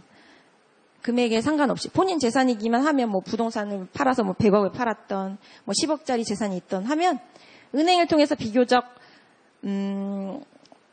간단하게, 뭐 간단하다고 안 느낄 분들도 있는데, 은행을 통해서, 뭐 세무서에 자금 출처 확인서, 세무서에서 떼어주거든요? 그래서 그 사람 자금이 뭐 부동산 판 게 얼마다 확인해주면 그거 은행에 제출하고, 이 제외동포가 되신 분들은 재산을 은행을 통해서 할 수 있어요. 근데 이제 이것도 다 지정거래 은행 정해서 은행 통해서 관리는 받아야 되죠. 그리고 그 외에 이제 이주자도 아니고 이거 영주권자나 시민권 이런 사람도 아닌 경우, 이런 사람들은 어떻게 하느냐? 이런 경우는 이제 한국은행에 오셔야 돼요. 한국은행에 오셔서 내가 비거주자, 영주권이나 시민권은 없지만 비거주자다. 아니면 애초부터 외국에서 태어난 사람이다. 해가지고 제외동포가 아니다. 그리고 경제활동의 실질은 외국에 있다. 외국에 뭐 재직증명서 이런 거 뜰 수 있고, 아니면 2년 이상 해외에 체재했다. 그래서 출입국 사실 증명. 그거 보면 이제 비거주자가 입증이 되고, 국내의 재산, 재원들 입증하는 서류 있죠. 내가 부동산 팔았다, 매매 계약서 이런 거 보여주면 이제 한국은행에 신고를 하실 수 있습니다. 대외지급수단 매매 신고. 그러니까 이 용어는 뭐냐면, 본인이 갖고 있는 원화를 주고 은행으로부터 대외지급수단, 외화를 사는 거죠. 외외지급수단을 사서 그거를 이제 은행 통해서 송금하겠다 하는 그런 신고를 말합니다. 그래서 여기서도 보셨겠지만 이런 이제 뭐 전형적인 정형화된 비교적 크게 뭐 불법적인 유출이 아닐 것 같은 것들은 외국한 은행 신고사항으로 돼 있고 그 외에 이제 나머지 비정형화되고 좀 살펴봐야 할 것들 이런 것들은 이제 한국은행 신고사항으로 되어 있습니다.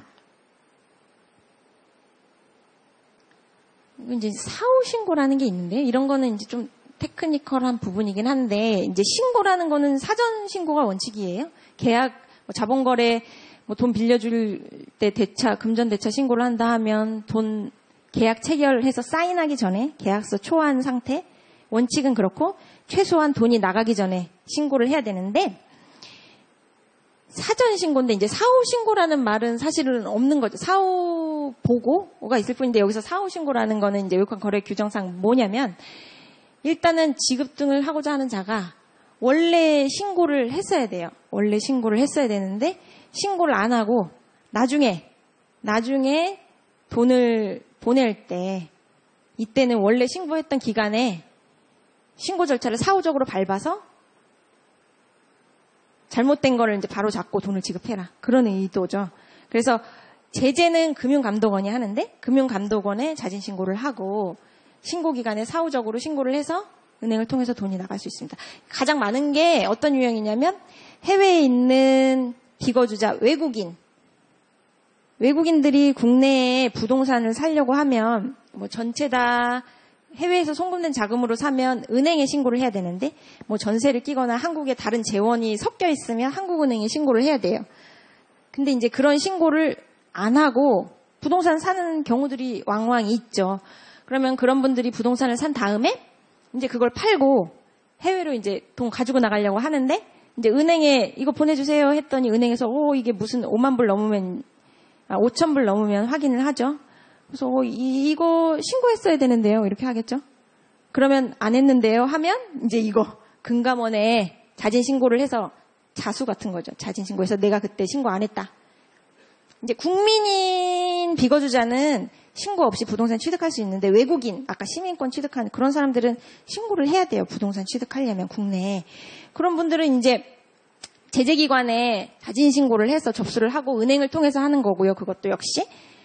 그 다음에 전체 다 송금된 거면 외국한 은행, 다른 국내 재원이 섞였으면 한국은행에 이제 관련된 증빙자를 들고 와서 사후적으로 신고하면 이제 그거 제대로 취득에 대한 그 위규는 바로 잡힌 거죠. 그래서 그거를 팔고 나가는 거는 이제 은행 통해서 나갈 수 있다. 그렇게 보시면 됩니다.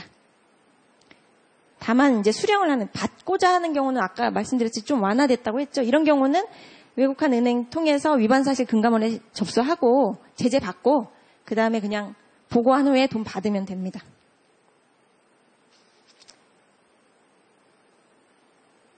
그리고 아까 그 지급 등 방법에서 뭐 상계 4가지 유형이 있었잖아요. 비정형화된 지급 등 방법. 이런 것들은 이제 뭐 일정한 경우 한국은행 또는 외국한 은행 신고를 거치고 다 국세청이나 관세청에 통보가 됩니다. 이 주기적으로, 이런 주기로. 그래서 뭐 이걸 뭐 우회하려고 애를 써봐도 그렇게 하실 수는 없고요.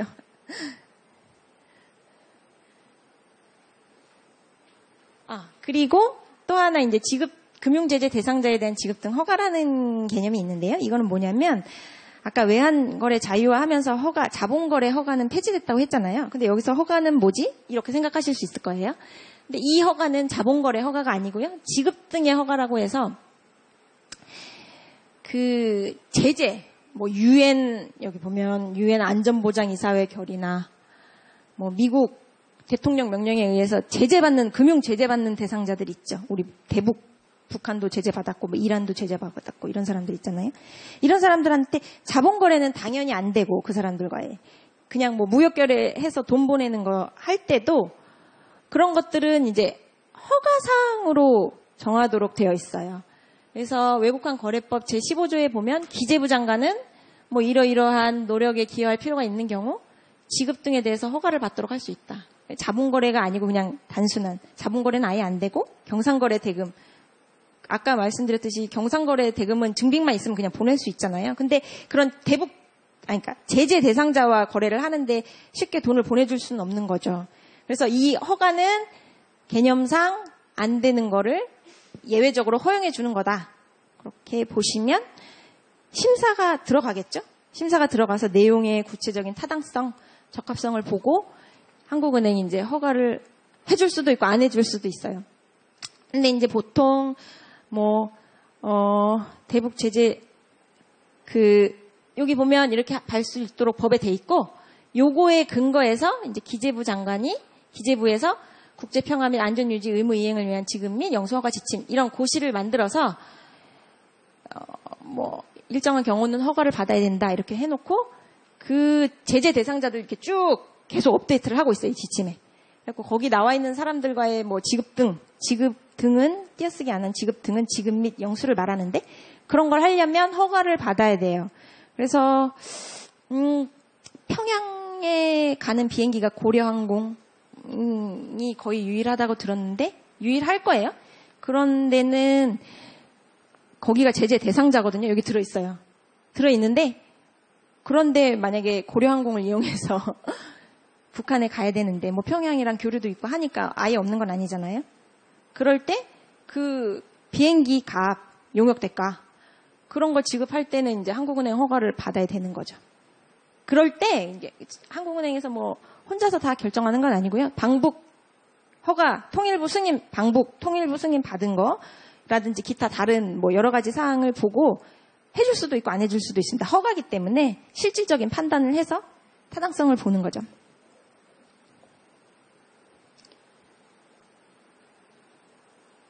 그리고 이제 자본거래 신고 및 신고 수리.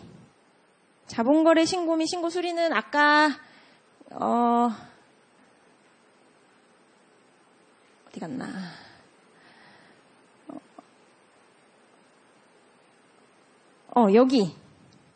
여기서 말하는 여기 원인 있죠. 돈을 보내는데 뭐 때문에 보내나요? 이렇게 은행에서 확인하는 거.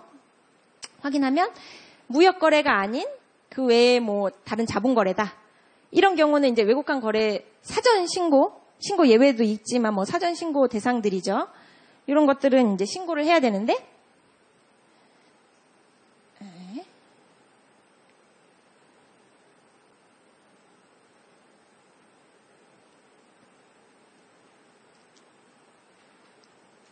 그거에 대해서 한번 보겠습니다. 근데 이 자본거래 신고는 사실은 많아요. 되게 많고 또 복잡하기도 하고 그래서 이제 대표적인 것들 이제 한국은행에서 받는 신고를 중심으로 대표적인 것들만 정리를 해봤습니다. 그래서 자본거래 신고는 원칙 자유 예외 규제 체계로 외국환 거래법이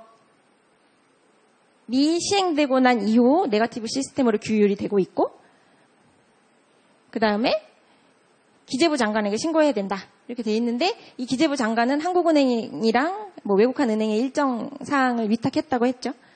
그리고 기재부 장관은 여기 위탁했다고 했고 이거에 대한 검사 제재 권한은 금융감독원에 있다. 이렇게 보시면 되고 자본거래 종류를 보면 이제 외국한 거래 법이 있고 시행령이 있고 구체적인 내용은 이제 규정에 있다고 말씀드렸는데 그 규정에 여러 가지로 이렇게 유형화되어 있어요. 유형화되어 있고 7장부터 9장까지 되어 있는데 쭉 보시면 예금, 금전대차 보증, 그다음에 채권 매매, 아까 대외지급수단 매매 신고 한국은행이 한다고 그랬죠. 비거주자가 국내 재산 가지고 나갈 때. 그다음에 증권, 취득, 파생, 기타 자본거래. 여기에 이제 기타에 5만 가지가 다 들어가는 거죠. 여기에서 정형화할 수 없는 다른 어떠한 정형화된 계약이 아닌 거면 요 기타로 들어가는 거고 그리고 이 해외 직접 투자 같은 경우에는 해외에서의 법인을 경영하기 위해서 해외 법인 만든다든지 10% 이상 투자한다든지 할 때는 여기 직접 투자이고 거꾸로 외국인이 투자하는 거는 아까 말씀드렸듯이 외국인 투자 촉진법이라고 했죠. 그래서 이런 것들이 있다. 이렇게 보시면 되고요. 신고 대상 주요 자본거래를 보면 차입, 거주자의 외화자금 차입. 그래서 여기 영리법인 기업체들이 해외에서 돈 빌리는 거야 크게 이상한 일은 아니니까 흔히 일어나는 일이니까 이런 것들은 은행 금액에 따라서 이제 기재부 신고도 있는데 은행들이 신고를 받고 있고요. 그렇지 않고 개인이나 비영리 법인이 해외로부터 돈을 빌린다. 그러면은 뭐 일반적인 내용은 아니잖아요. 개인이 왜 빌리지 하면 뭐 그런 취지로 한국은행에 신고하도록 되어 있고요. 원화 같은 경우도 원화를 뭐 해외로부터 빌리면 이것도 이제 은행과 지정 기재부 신고 사항으로 되어 있고요. 거꾸로 돈이 나간다. 돈이 나가는 이제 대출 같은 경우는 이 대출의 주체가 은행에서 대출해 주는 경우도 있고 그냥 거주자, 은행이 아닌 다른 거주자들이 대출해 주는 경우도 있는데 일단 은행에서 외화 대출을 하는 건 외국한 업무예요. 업무이기 때문에 신고를 하지 않아도 되는데 외국한 은행에서 외화를 거주자한테 대출해 준다거나 비거주자한테 대출해 준다거나 신고 안 해도 되는데 일단 여기에 이제 거주자의 보증 담보가 들어가면 그러니까 비거주자한테 은행에서 돈 빌려줬는데 그 사람이 안 갚으면 국내 거주자가 보증 담보한 사람이 대신 갚아주잖아요. 그러면 한국은행이 한번 봐야 되는 거죠. 이런 거는 이제 원칙적으로 신고는 이제 거주자가 하는 건데 이런 경우는 아예 이제 비거주자 돈 빌리는 니네가 와서 신고해라 이렇게 규정을 하고 있어요. 비거주자가 왜 거주자의 보증 담보를 받아서 은행으로부터 돈을 빌리지? 이런 취지죠. 한국은행에 이제 관련된 서류들을 제출해서 신고를 하도록 돼 있고 원화는 좀 더 이제 복잡한데 비거주자가 원화로 돈을 빌리면 뭐 일단 이것도 은행에서 이제 10억 원 이하는 은행 신고, 뭐 300억 이하는 10억 원 이하는 은행에서 신고 아무 신고 안 하고 그냥 은행에서 빌릴 수 있고 뭐 업무로 보는 거죠. 이런 거는 300억 원, 10억 원 초과 300억 원은 은행 신고. 300억 원이 넘으면 이렇게 큰 돈을 원화가 국제 통용 화폐도 아닌데 왜 빌리지? 하면서 이제 한국은행에 보는 거죠. 그리고 이렇게 은행에서 돈을 빌려주는 거 말고 여기 그 외에 다른 거주자가 비거주자한테 돈을 빌려주는 거는 이제 한국은행에 신고를 합니다. 다른 뭐 보증이나 담보까지 껴있으면 돈 빌리는 비거주자가 직접 신고를 하는 거예요. 원화 같은 경우도 한국은행에 신고를 하도록 돼 있고 그래서 보시면 좀 정형화된 거는 아까도 계속 같은 그런 흐름인데 정형화된 거는 외국한 은행 아니면 크게 불법적인 거나 탈법적인 유출이 아니면 신고 면제 그리고 그 외에 비정형화되거나 조금 더 들여다봐야 될 거는 한국은행 신고 이렇게 되어 있어요. 이 자본거래에서 먼저 전제되는 개념을 제가 설명 안 했는데 뭐냐면 이 자본거래는 사실 여러분들이 한국은행 신고 혹시 해보신 분 있으신지 모르겠는데 잘 없을 거예요. 왜냐하면 자본거래는 그 전제가 연간 5만 불, 연간 5만 불이면 5천만 원 이상이죠. 연간 5만 불 누적해서 조금씩 보내다가 또 누적했을 때 연간 5만 불이 되면 그때 신고를 하도록 돼 있어요. 그러니까 5만 불까지는 뭐 여기 나와 있는 이런 것들 있죠. 아까 얘기했던 차입이나 대출, 뭐 증권 취득 이런 것도 5만 불까지는 신고 안 해도 돼요. 근데 5만 불이 넘어가면 자본거래는 그때 이제 뭐 각각의 신고 예외인지 은행 신고 사항인지 한국은행 신고 사항인지 따져서 신고를 하시면 되는 거고요.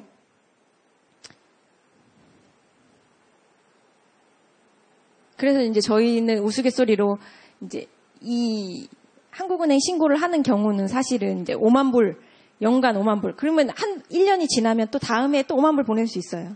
그렇죠? 그러니까 이제 어느 정도 뭔가 이렇게 자금이 있고 뭐 이렇게 투자할 수 있는 여력이 있는 분들이 하시는 거기 때문에 우스갯소리로 이제 뭐 퇴직하시는 분들한테 신고하러 오셔라. 그때 보자. 뭐 이런 식의 농담도 하긴 하는데요. 아무튼 그렇습니다. 그리고 거주자의 증권 취득은 이제 거주자가 해외에 비상장 비등록 주식을 취득하는 경우. 왜냐하면 상장되고 등록된 주식은 여기 투자중개업자, 증권사를 통해서 하도록 되어 있어요. 이거는 신고 안 해도 돼요. 증권사를 통해서 하도록 되어 있기 때문에 이 증권사는 이제 기관 투자가로서 전산망에 그 투자 내역들을 다 보고하고 모니터링 다 되고 있기 때문에 이런 것들은 신고 안 해도 되는데 이제 비상장 비등록 내가 알고 있는 우연히 뭐 해외에 뭐 바이오 기업 새로 스타트업 하는 그런 업체를 우연히 알게 돼서 그 회사에 지분을 10% 10% 이하로 취득한다. 근데 거기 좀 투자하고 싶다. 하면 증권 취득 신고를 하시면 돼요. 한국은행에. 그리고 10%가 넘으면 해외 직접 투자로서 이거는 이제 해외 외국 법인 만들어서 100% 사업을 하시는 거죠. 아니면 10% 넘으면 경영에 참여한다고 보기 때문에 이거는 직접 투자로 가요. 직접 투자로 가서 외국한 은행에 신고를 하면 돼요. 그리고 여기 이제 10% 기준으로 했는데 사실은 이제 10%가 안 되는 경우도 임원을 파견한다든지 그다음에 1년이 넘는 뭐 원자재 구매 계약이나 기술 이전 계약 같은 걸 체결하면 그 외국 법인의 경영에 참가하기 위한 것으로 봐서 직접 투자로 신고를 하시는 거예요. 그래서 어쨌든 뭐 10% 해외 법인에 내가 직접 운영하거나 뭐 10% 이상 투자하는 거 아니면 해외에 뭐 투자 증권을 취득하는 경우는 한국은행에 신고해야 된다. 그렇게 보시면 될 것 같고요. 그리고 기타 자본거래는 뭐 여러 가지 유형이 많은데요. 대표적인 것만 보면 증여는 무상으로 대가 없이 돈 그냥 주는 거죠. 그냥 뭐 내가 부모님이 해외에 나가 있는 자제들한테 돈 주는 거예요. 이게 요즘에 좀 많아졌어요. 뭐 100세 시대라서 그런지 상속까지 기다리지 못해서 그런 건지 모르겠지만 하여튼 증여 이거는 한국은행에 신고를 해야 돼요. 거주자가 비거주자한테 증여를 한다. 그래서 근데 종교단체 선교자금이나 비영리법인이 구호활동에 필요한 자금, 그것도 그냥 증여잖아요. 돈 그냥 주는 거잖아요. 대가 없이. 이런 것들은 이제 정형화된 거기 때문에 크게 위험성이 없기 때문에 신고 안 해도 되는 것들이고, 이것도 이제 증여도 이제 조금씩 보낼 수 있죠. 아까 5만 불이라고 그랬잖아요. 자본거래는 전체적으로. 그래서 5만 불 안 되게 5천만 원, 6천만 원 정도 안 되게 조금씩 1천만 원, 2천만 원 이렇게 보내다가 어느 순간 송금액이 5만 불이 넘으면 누적으로 계산하는데 그러면 한국은행 와서 신고를 하셔야 돼요. 누적으로 5만 불이 넘는 순간. 그리고 또 조합 유사 계약이라는 것도 있는데 이건 뭐냐면 해외에 아까 말씀드린 직접 투자 10% 이상 회사 경영하기 위해서 해외에 지분 취득하는 거 그런 것들은 이제 법인 설립해서 운영을 하는 거죠. 사업체를. 그런 거 말고 계속적으로 법인 설립할 그런 필요가 없는 경우들 있잖아요.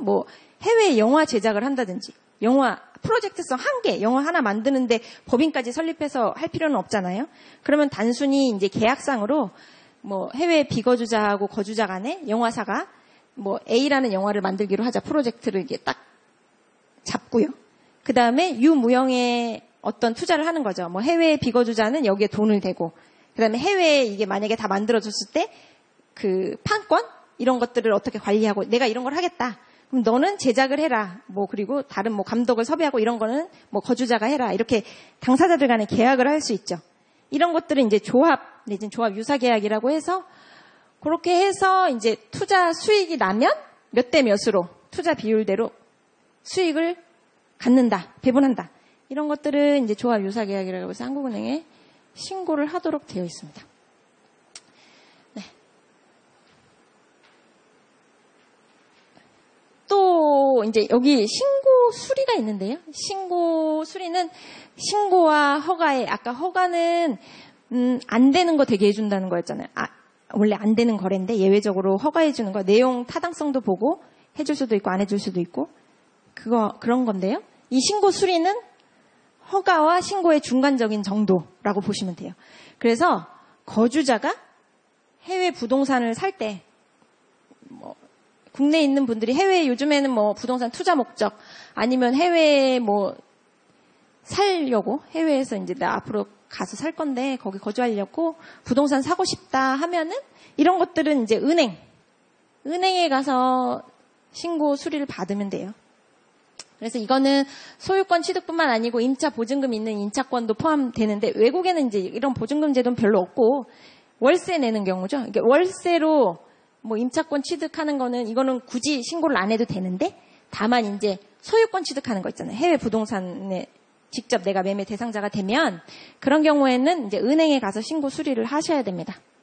그 외에 외국 부동산에 대한 권리, 담보권 취득 이런 거는 이제 한국은행 신고 사항이고요. 네. 그래서 이 왜곡한 거래 법령상의 지급 영수 절차, 그 다음에 원인이 되는 자본거래 신고에 대해서 이제 대표적인 것들을 살펴봤고요. 이런 것들은 이제 뭐 외국한 은행 신고사항도 있고 한국은행 신고사항도 있다고 말씀을 드렸는데, 한국은행 신고사항이다, 만약에 한국은행 신고사항이다라고 하는 경우에는 은행에서 확인을 해서 한국은행에 가십시오. 이런 경우에는 이제 당의 홈페이지에 보면 여기 외환국제금융 외환거래 심사라는 항목이 있고요. 여기 신고 안내가 있고, 여기 들어가시면 각 신고별로 신청 양식 및 작성예에서 신고, 혹시 한국은행에 신고하시고 싶은 분들은 여기 통해서 살펴보시면 돼요. 잘 모르겠으면 이제 전화하셔서 물어보시면 돼요. 여기 그래서 한국은행 이제 제가 속해 있는 국제국 외환심사팀에서 이거 행정 권한을 위탁받아서 이런 심사, 신고 업무를 하고 있고, 각 지역본부 홈페이지에 이제 지역본부 나와 있는데 16개 지역본부 업무팀에서 몇 개 신고 빼고는 다 받고 있어요. 가까운 한국은행에 가셔서 한국은행 신고사항들은 신고하실 수가 있고, 여기 본부는 대표번호가 있어요. 5300. 여기로 전화하시면 저희 쪽에 이제 전화 응대 인력이 있고, 그분들이 뭐 내용을 듣고 간단한 거는 답변을 하고, 그렇지 않은 거는 이제 심사하시는 분들에게 이렇게 연결을 해주세요. 전화를. 그래서 이렇게 하시면 될 것 같습니다. 그리고 각 지역본부는 홈페이지에 심사 업무 안내에 각각 지역본부별로 전화번호가 나와 있으니까, 혹시 그 자본거래 신고나 아까 뭐 지급 방법, 비정형적인 지급 방법, 한국은행 사항들이 있으시면 이쪽으로 신고하시면 될 것 같습니다. 네. 일단은 제 강의는 여기까지고요. 혹시 뭐 질문 있으신 분들은 질문 간단하게 해주시고, 아니면 따로 개별적으로 해주셔도 됩니다.